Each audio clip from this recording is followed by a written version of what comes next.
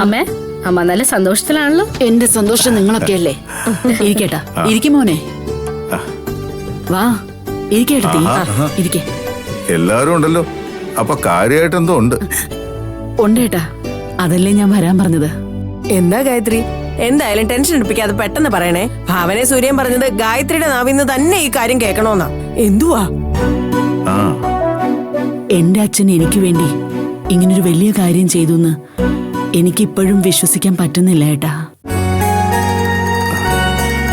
ഇതെല്ലാം എന്റെ മക്കളുടെയും വന്നു കയറിയ മരുമക്കളുടെയും ഭാഗ്യമായിട്ടേ ഞാൻ കാണുന്നുള്ളൂ. രമേശന്റെ ഏർപ്പാടില് 1-2 പേര് വസ്തുവിന്റെ ഏർപ്പാടിന് വേണ്ടി വന്നിട്ടുണ്ടെന്ന്. മിക്കവാറും ഉടനെ കച്ചവടം നടക്കും. നടക്കട്ടെ ഗായത്രി, ഇനിയെങ്കിലും നീ നിന്റെ മക്കളും സന്തോഷത്തോടെ ജീവിക്കണം.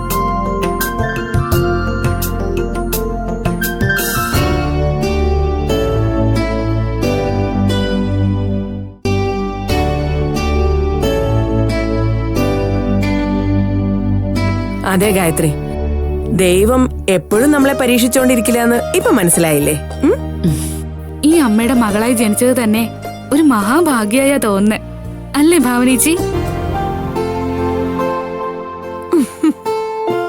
അപ്പൊ ഇന്നലെ വരെ ഭാമയ്ക്ക് അങ്ങനെ തോന്നിയില്ലായിരുന്നോ?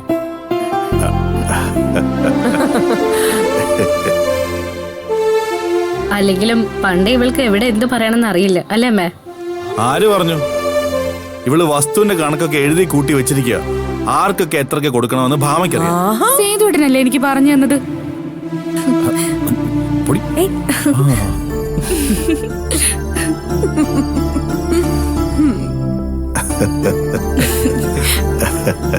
ഇതിപ്പോ ലോട്ടറി അടിച്ച പോലെ ആന്റി. സേതുവേട്ടനൊന്നും ആ ഞെട്ടിലിന്ന് ഇതുവരെ മാറിയിട്ടില്ല. സൂര്യേട്ടനാ പറഞ്ഞതാ ശരി, എനിക്ക് ഇപ്പോഴും ഞെട്ടിൽ മാറിയിട്ടില്ല. ഞാൻ നോക്കിയിട്ട് ഇവിടെ ഭാവനയ്ക്കും അമ്മയ്ക്കും മാത്രമേ ഒരു ഭാവമാറ്റം ഇല്ലാതെ ഉള്ളൂ. അത് ശരിയാ മായേച്ചി.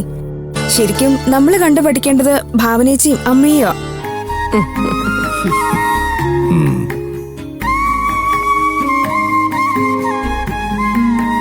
അമ്മേ, ഇനി അമ്മ കാര്യം പറ. വേറെ ഒന്നുമല്ല ഏട്ടാ, ഭാനു കൈക്കുഞ്ഞായിരിക്കുമ്പോഴാ ഇവരുടെ അച്ഛൻ ഞങ്ങളെല്ലാം വിട്ടുപോയെന്നുള്ളത് ഏട്ടനറിയാലോ.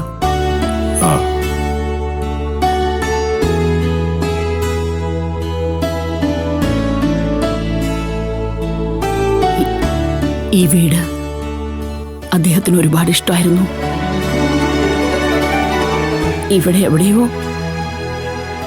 എന്നോടൊപ്പം ഉണ്ടെന്നുള്ള തോന്നലോടെയാ ഞാനിവിടെ ജീവിക്കുന്നത്.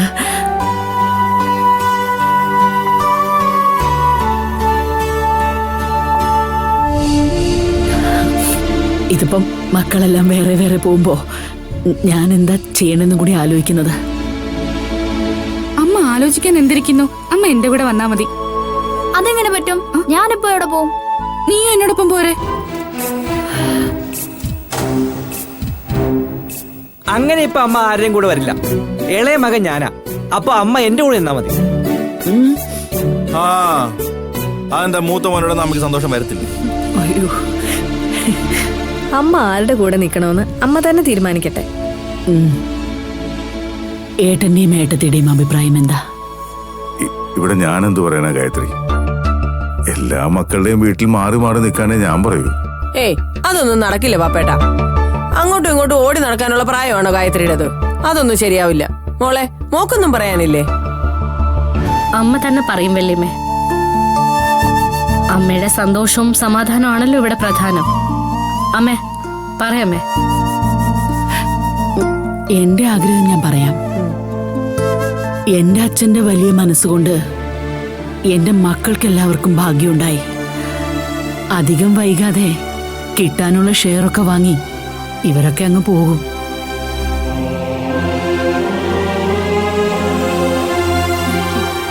എല്ലാവരുടെയും ആഗ്രഹം പോലെ മാറി മാറി ഓടി നടക്കാനൊന്നും എനിക്കും വയ്യ. അതുകൊണ്ട് എന്റെ മക്കളുടെ അച്ഛന്റെ ഓർമ്മയുള്ള ഈ വീട് എഴുതി ഇത് നമുക്ക് വാങ്ങിച്ചാലോന്ന് ആലോചിക്കുന്നതാ. അതൊരു നല്ല കാര്യമല്ലേ ഗായത്രി. നിന്റെ ഈ തീരുമാനം വളരെ നല്ല തീരുമാനമാണ്. സത്യം പറഞ്ഞ ഞാൻ ഈ കാര്യം ഗായത്രിയോട് അങ്ങോട്ട് പറയണമെന്ന് വിചാരിച്ചതാ.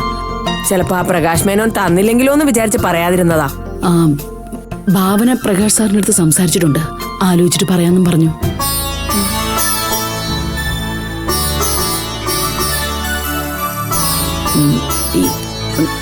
ഇത് ഭാവനയാ ഇങ്ങനൊരാഗ്രഹം എന്നോട് പറഞ്ഞത്. ഇനിയിപ്പം ബാക്കിയെല്ലാം ഭാഗ്യം പോലെ ഇരിക്കും. കുറച്ച് കാശ് കൂടുതൽ കൊടുത്താ തരൂ ആന്റി. ഞാനിങ്ങനെ അമ്മയോടൊരു ആഗ്രഹം പറഞ്ഞത് വേറൊന്നും കൊണ്ടല്ല വല്യച്ഛ. എല്ലാവരും സെപ്പറേറ്റ് ആയിട്ട് പോകുമ്പോ കുടുംബം എന്ന് പറയാനായിട്ട് ഒരിടം വേണമല്ലോ. എന്നാലല്ലേ വല്ലപ്പോഴൊക്കെ നമുക്ക് എല്ലാവർക്കും ഒന്ന് ഒത്തുകൂടാൻ പറ്റൂ. വളരെ നല്ല തീരുമാനമാണ് മോളെ. ഒരാളും ഒരു എതിരഭിപ്രായം പറയില്ല. പിന്നെ എനിക്ക് വേറൊരു ആഗ്രഹം കൂടിയുണ്ട്. അതിവിടെ എല്ലാരും നിൽക്കുമ്പോ തന്നെ ഞാൻ പറയാം. സൂര്യയോട് ഞാൻ പറഞ്ഞിട്ടുണ്ട്, വല്യമ്മയോട് ഞാൻ പറഞ്ഞിട്ടുണ്ട്.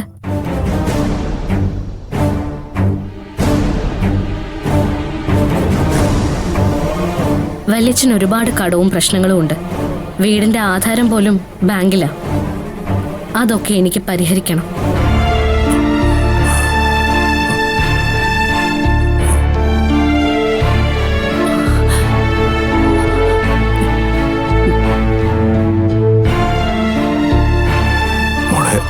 അതെ വല്യച്ഛ, വല്യച്ഛൻ മുൻപ് ജീവിച്ച പോലെ സന്തോഷത്തോടെയും എല്ലാ സൗഭാഗ്യത്തോടെയും ജീവിക്കുന്നത് എനിക്ക് കാണണം.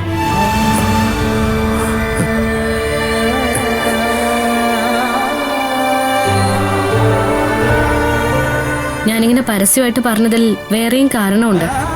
മറ്റാർക്ക് വേണമെങ്കിലും വല്യച്ഛനെ സഹായിക്കാം.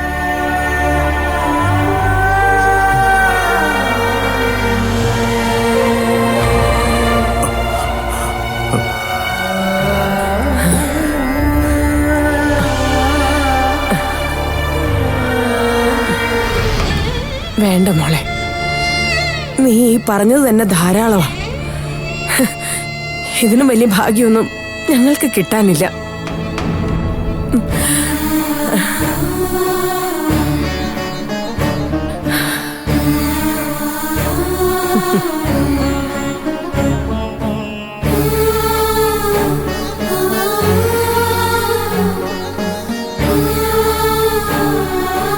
ആരും പോകുമ്പോ ഒന്നും കൊണ്ടുപോയില്ലല്ലോ ആന്റി. ജീവിച്ചിരിക്കുമ്പോ നമുക്ക് ചെയ്യാൻ പറ്റുന്നതല്ലേ ചെയ്യാൻ പറ്റൂ.